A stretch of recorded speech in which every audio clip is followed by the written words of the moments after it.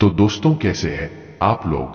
आइए सुनते हैं एक सुंदर सी कहानी जो महाभारत के महत्वपूर्ण पात्र कर्ण के बारे में है, जिसकी दानवीरता पूरे विश्व में प्रसिद्ध है। तो आइए सुनते हैं। कर्ण के कवच और कुंडल की कहानी महाभारत के सबसे महत्वपूर्ण और प्रेरणादायक प्रसंगों में से एक है, जो कर्ण की उदारता और दानशीलता को दर्शाती है। कर्ण का जन्म कुंती और सूर्यदेव के पुत्र के रूप में हुआ था। जब कर्ण का जन्म हुआ, तब सूर्यदेव ने उसे एक दिव्य कवच और कुंडल प्रदान किए, जो उसके शरीर के साथ ही जुड़े हुए थे। इन कवच और कुंडल की विशेषता यह थी कि जब तक कर्ण इन्हें धारण किए हुए थे, तब तक कोई भी अस्त्र शस्त्र उन्हें नुकसान नहीं पहुंचा सकता था। यह कवच और कुंडल उन्हें अजेय बनाते थे।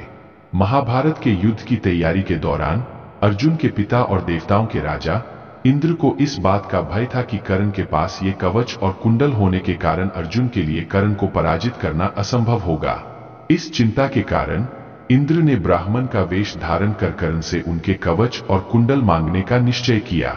कर्ण प्रतिदिन सूर्योदय के समय सूर्यदेव की पूजा के बाद दान देने के लिए तत्पर रहते थे।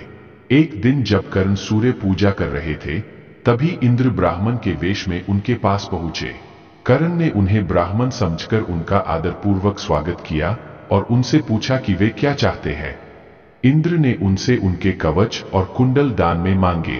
कर्ण को यह समझ आ गया कि यह ब्राह्मण वास्तव में कोई साधारण व्यक्ति नहीं है, और उन्होंने जान लिया कि यह स्वयं इंद्र है। फिर भी कर्ण ने अपने दान के वचन का पालन करते हुए बिना किसी संकोच के अपने कवच और कुंडल को काटकर इंद्र को दे दिया। कर्ण की इस अद्वितीय दानशीलता से इंद्र अत्यधिक प्रभावित हुए और उन्होंने कर्ण को एक वरदान मांगने का अवसर दिया। कर्ण ने उनसे शक्ति नामक एक दिव्य अस्त्र मांगा, जिसे एक बार इस्तेमाल करने पर किसी भी शत्रु का वध किया जा सकता था। इंद्र ने यह वरदान कर्ण को दे दिया, जिसे कर्ण ने महाभारत के युद्ध में गंगापुत्र भीष्म पर प्रयोग किया। कहानी का महत्व कर्ण के कवच और कुंडल की दान की यह कहानी उनकी उदारता और निस्वार्थता का प्रतीक है। कर्ण ने अपने जीवन के सबसे महत्वपूर्ण सुरक्षा कवच को दान कर दिया, भले ही उन्हें पता था कि इससे उनकी मृत्यु हो सकती है।